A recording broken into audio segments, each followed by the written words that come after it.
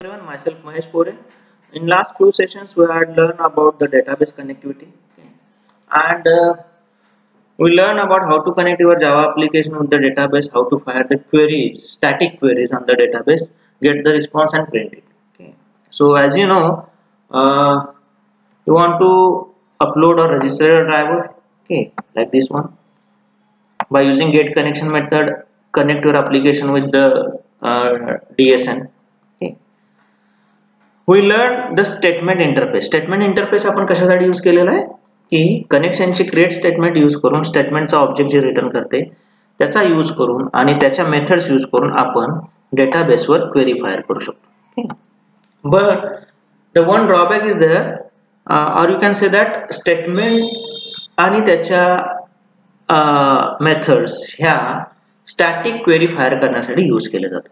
म्हणजे अशा क्वेरीज ज्या क्वेरीजला ज्या व्हॅल्यू लागणार आहेत त्या तुम्ही त्या क्वेरी मधूनच पास केलेल्या.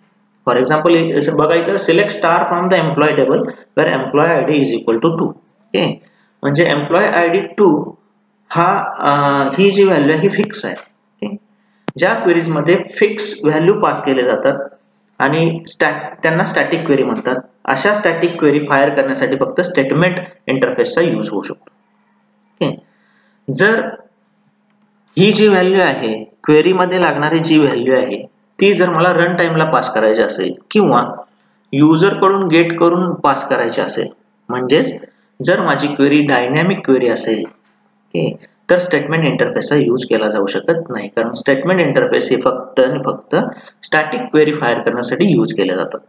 ओके, एखादी व्हॅल्यू क्वेरी मध्ये रन टाइमला पास करणं किंवा युजर कडून इनपुट करून घेऊन पास करणं, ओके, त्या क्वेरींना डायनॅमिक क्वेरी म्हणतात. डायनॅमिक क्वेरी फायर करण्यासाठी स्टेटमेंट पेक्षा दुसरा एक इंटरफेस आहे which is called as a prepared statement. Okay, आता फक्त याचं एक्झाम्पल बघा. स्टेटमेंट यूज केलेला आहे आणि क्वेरी फायर केलेला आहे select star from the employee table where ID is equal to 2. Okay, so what is the output?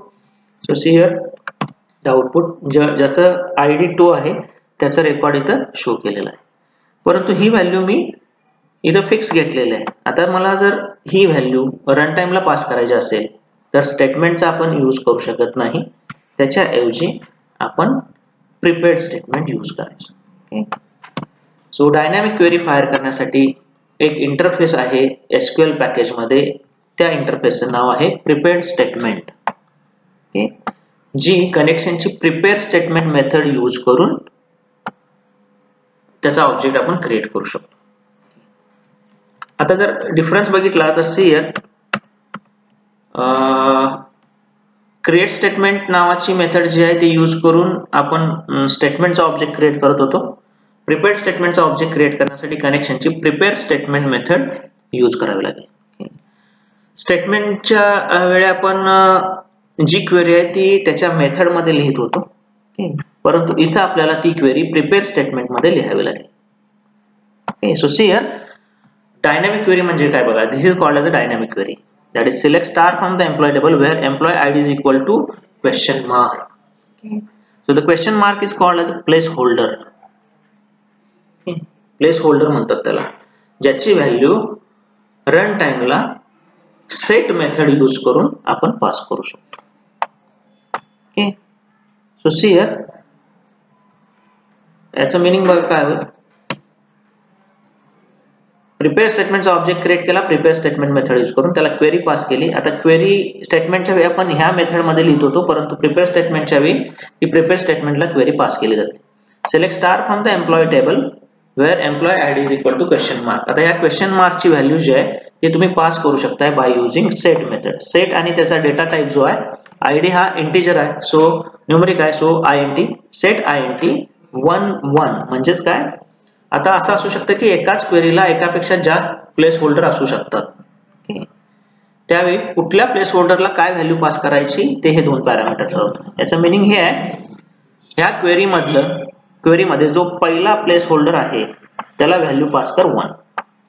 Okay, so query काय होईल आता select star from the employee table where employee ID is equal to 1. Okay, आणि स्टेटमेंटचा object आणि त्याची method execute query select आहे त्यामुळे method आहे एक्झिक्यूट क्वेरी मेथड यूज करून ती क्वेरी एक्झिक्यूट केलेली आहे. Okay, so see here the output of this program. Okay.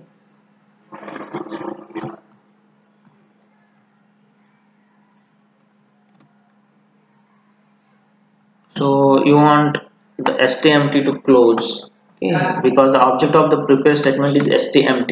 Okay, so look at the output. So see here we pass the value as 1 to the query. When the value is passed to the query, runtime ला ती value pass केली जाईल by using the set method. Okay, आणि त्याचे record इथे print केलेला आहे.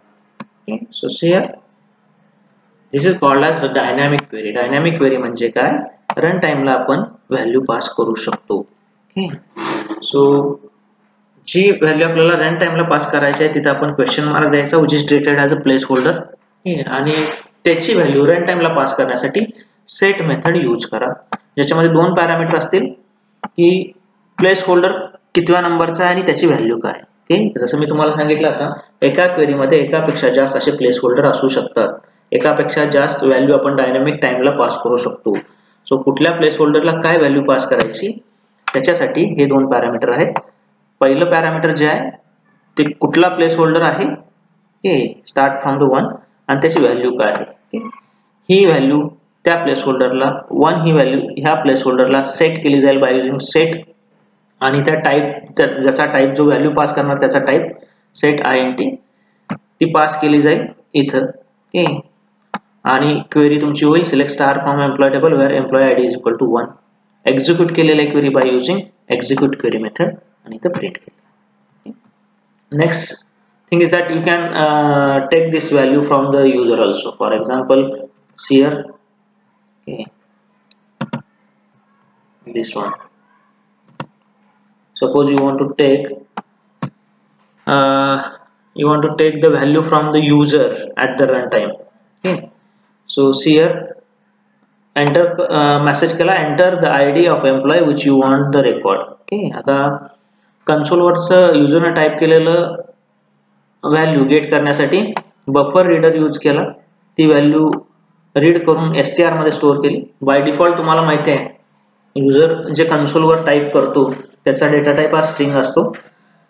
जर तुम्हाला ती इंटिजर मध्ये कन्वर्ट करायची झाली तर रॅपर क्लास यूज करा त्याचा आणि त्याची यूज करा पार्सिंग मेथड parseInt, त्या स्ट्रिंगचं कन्वर्जन ते इंटिजर मध्ये करेल, ते स्टोअर करा. आता आपल्याला इथे काय करायचं आहे आयडी एंटर करून घ्यायचा युजर कडून. सो आयडी हा कशामध्ये असणार आहे इंटिजर मध्ये असणार आहे आणि युजर जी व्हॅल्यू टाइप करणार आहे कन्सोलवर ती बाय डिफॉल्ट स्ट्रिंग असणार आहे. सो तुम्हाला ती स्ट्रिंग कन्वर्ट करावी लागेल इंटिजर मध्ये by using this method. Okay, आणि ती व्हॅल्यू सेट मेथडला पास करा. ओके, फॉर एक्झाम्पल पहिला जो प्लेस होल्डर आहे त्याला n मध्ये जी व्हॅल्यू आहे ती पास करा आणि एक्झिक्यूट करा.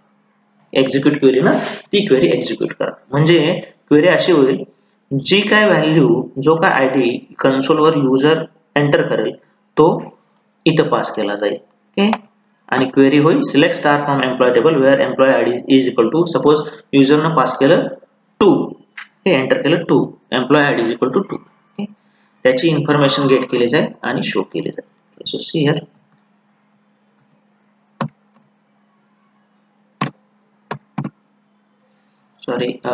save the program and compile it again. Okay,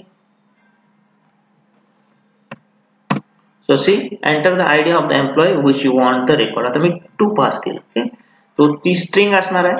okay, by default याचा डेटा टाइप स्ट्रिंग असणार आहे, तो कन्वर्ट केला n मध्ये आणि सेट ला पास केला. ओके, म्हणजे काय होईल क्वेरी सेट इंटिजर 1 म्हणजे पहिला प्लेस होल्डर आहे त्याला इंटिजर व्हॅल्यू पास केली n. Okay, so query is now what, query काय होईल select star from the table where employee ID is equal to 2. So look at this. Okay, so record is as follows 2 MNP 15,000.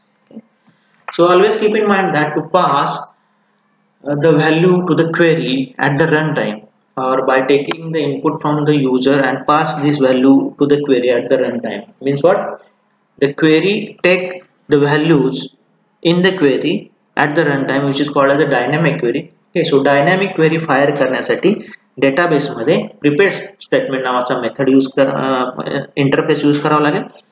त्याचा object create करण्यासाठी कनेक्शनची prepare statement method use करा. Okay, आणि त्या क्वेरीला जी run time value pass करायची आहे ती pass करण्यासाठी सेट नावाची मेथड कॉल करा.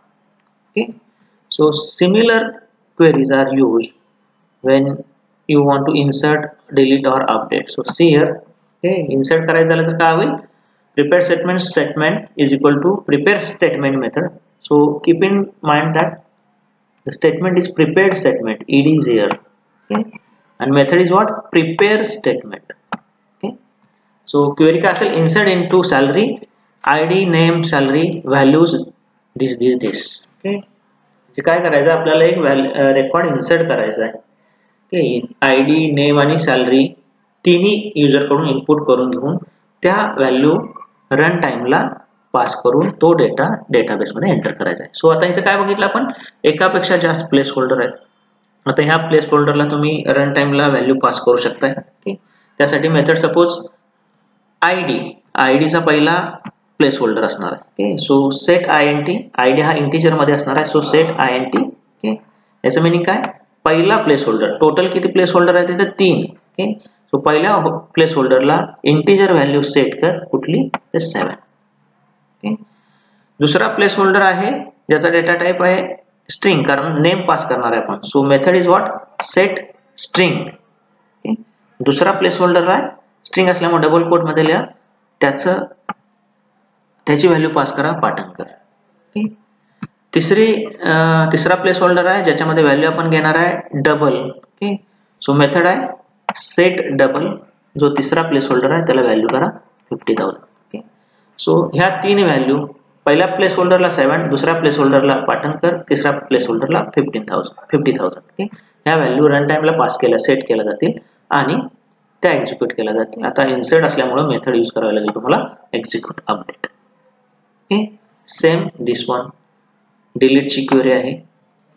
Okay, same this one update ची क्वेरी आहे. Okay, so whatever the value, okay, dynamic क्वेरीला व्हॅल्यू ह्या रन टाइमला पास केल्या जातात आणि त्या पास करण्यासाठी क्वेरी लिहिताना ज्या व्हॅल्यू आपल्याला रन टाइम घ्यायच्या आहेत त्या प्लेस होल्डरनं मार्क करा, that is question mark is considered as place holder, आणि त्या व्हॅल्यू पास करण्यासाठी सेट नावाची मेथड यूज करा. ओके, सेट नावाची मेथड कशी यूज करायची, जी व्हॅल्यू पास करणार सेट, त्याचा डेटा टाइप आणि त्याला 2 पॅरामीटर पास करा की कुठल्या प्लेस होल्डरला कुठली व्हॅल्यू पास करायची आहे. पहिली व्हॅल्यू जी असेल पास करणारे आपण, ती कितवा प्लेस होल्डर आहे त्याचा काउंट असेल आणि त्याला जी व्हॅल्यू पास करायची आहे ती व्हॅल्यू सेकंड पॅरामीटरला पास करा.